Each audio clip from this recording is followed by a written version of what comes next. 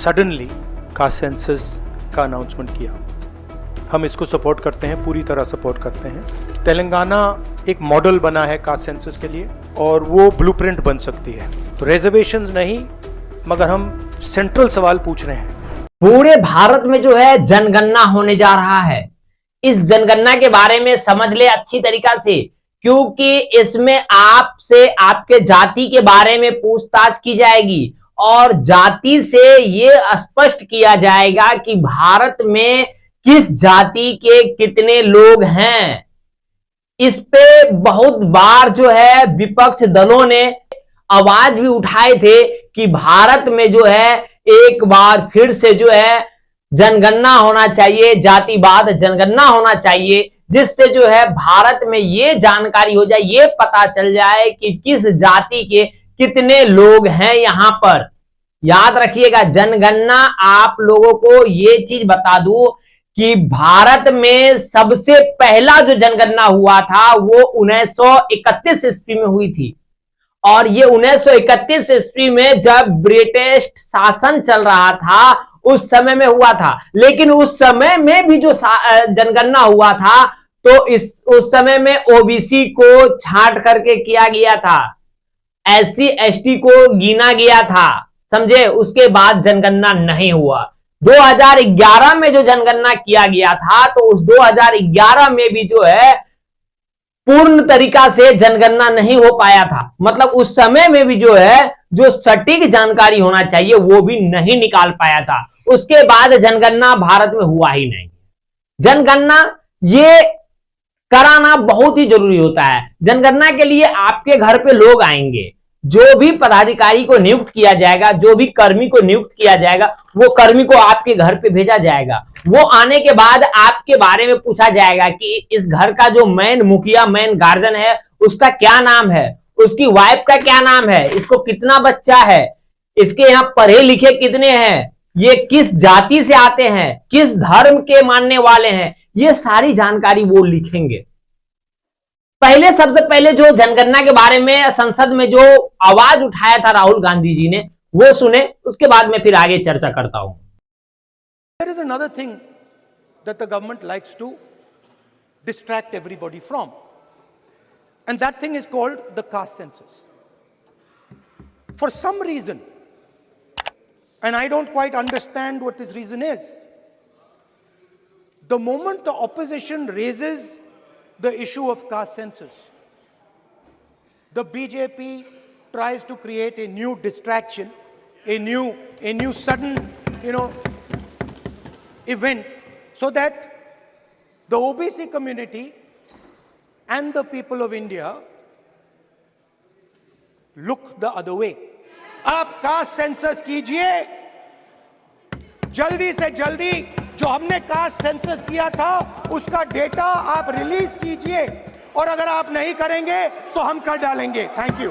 ये था राहुल गांधी का जो सांसद में आवाज उठाया। इस पे बिहार में काफी जश्न मनाया जा रहा है, काफी जो है खुशियां भी मनाया जा रहा है। इसको देखते हुए तेजस्वी प्रसाद का जो ये खुशी वाला जो जश्न मना रहा है, मिठाइयां जो बांटा जा रहा है, इस पे देखिए किस प्रकार से जो है इसका जश्न मनाते हुए जो वीडियो आया हुआ है सामने, ये आप देख सकते हैं। इसमें बिहार के मुख्यमंत्री नीतीश कुमार जी का कहना है, जाति जनगणना कराने का केंद्र सरकार का फैसला स्वागत योग्य है। जाति जनगणना कराने की हम लोग की मांग पुरानी है। यह बेहद खुशी की बात है कि केंद्र सरकार ने जाति जनगणना कराने का निर्णय लिया है।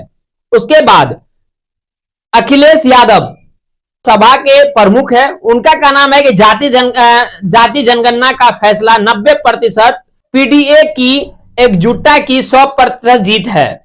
हम सबके सम्मिलित दबाव से भाजपा सरकार पूर्ण ये निर्णय लेने को बद्ध हुई है। सामाजिक न्याय की लड़ाई में यह पीडीए की जीत का एक ही महत्वपूर्ण चरण है। ये अखिलेश जी का कहना है।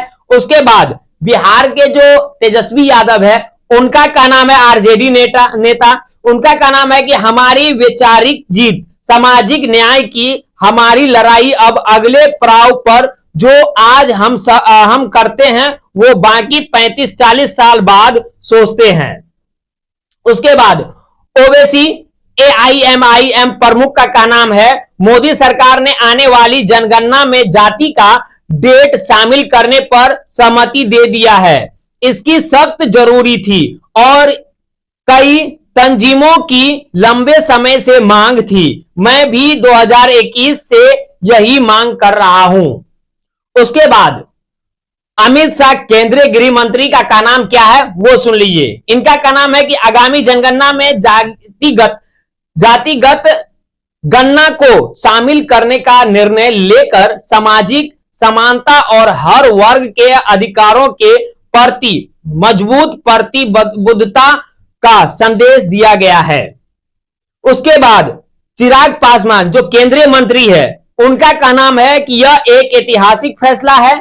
मुझे लगता है कि जो हमारी लंबे समय से इच्छा और मांग थी, आज हर देशवासी की उस इच्छा को प्रधानमंत्री जी ने पूरा करने का कार्य किया है। इसमें यानी हर कोई चाह रहा था कि भारत में जो है एक बार जातिगत जनगणना जो है होना चाहिए, यह भी जरूरी है, जातिगत जनगणना होना चाहिए। अब आप लोग को मैं विस्तार से यह भी बताना चाहूंगा कि जातिगत जनगणना में अब आपको करना क्या है, यह चीज याद रखिएगा। यदि आप अपने जातिगत जनगणना करवाना चाह रहे हैं और आप चाहते हैं कि आपका जात का नाम शामिल हो, आप किस धर्म के हैं वो आगे आ जाए, और आपके जात को जो कम दिखाया जाता है, कम आंकड़ा जो दिखाया जाता है, वो आप लोग के कारण दिखाया जा रहा है। इसलिए क्योंकि आप जो है बढ़ करके आगे बढ़ करके अपना कास्ट के बारे में दिखाना नहीं चाहते हैं, लिखवाना नहीं चाह रहे हैं, उसके बारे में बताना नहीं चाह रहे हैं।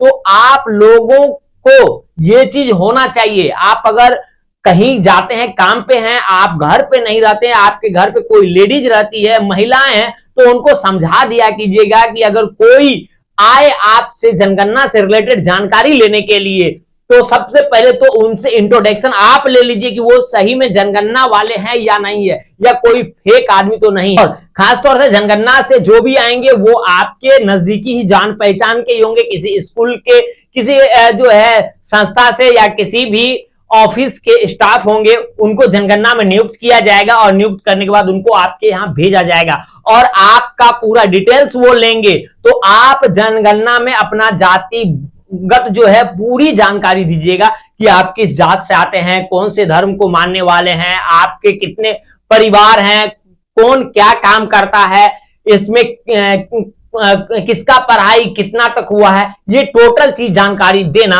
आपका काम है। और ये चीज अवश्य आप लोग दीजिएगा, क्योंकि इससे पहले जनगणना जो है इस तरह का नहीं हुआ है, और ये जनगणना कब से कब तक चलेगा इसके बारे में अभी फैसला नहीं हुआ है। इसी पे जो है राहुल गांधी का अपील है, और इसका जो कॉल कॉन्फ्रेंस हुआ है ये भी आप सुनिए कि उनका कहना क्या है। उसके बाद फिर आगे की निर्णय जो भी निकल के आएगा उससे मैं आप लोगों के बीच में जरूर लेकर के आऊंगा। पार्लियामेंट में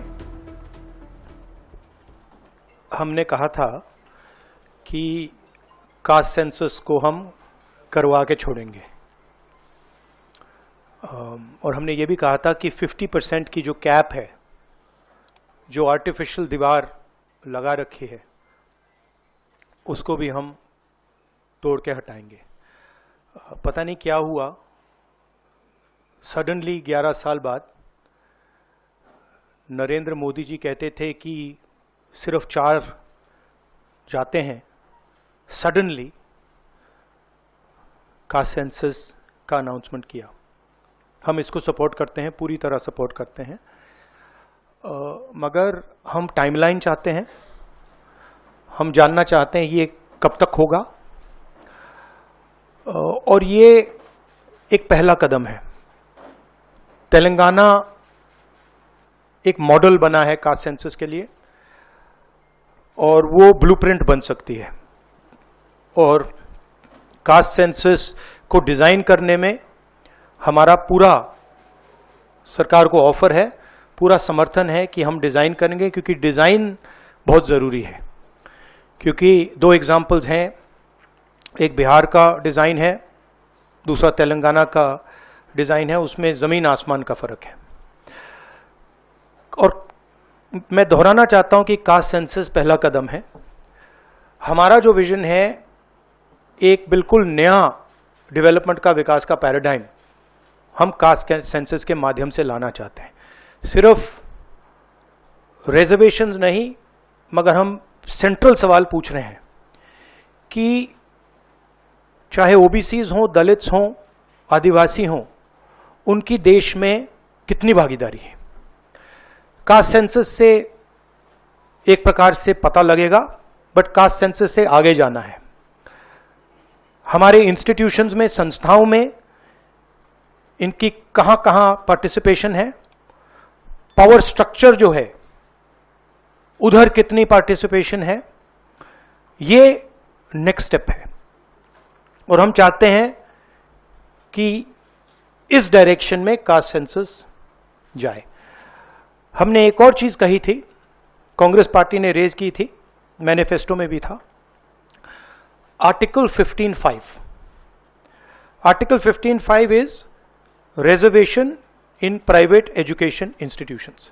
ये कानून है, ऑलरेडी कानून है, और हम चाहते हैं एकदम इस कानून को एनडीए की सरकार, बीजेपी की सरकार इंप्लीमेंट करना शुरू करे।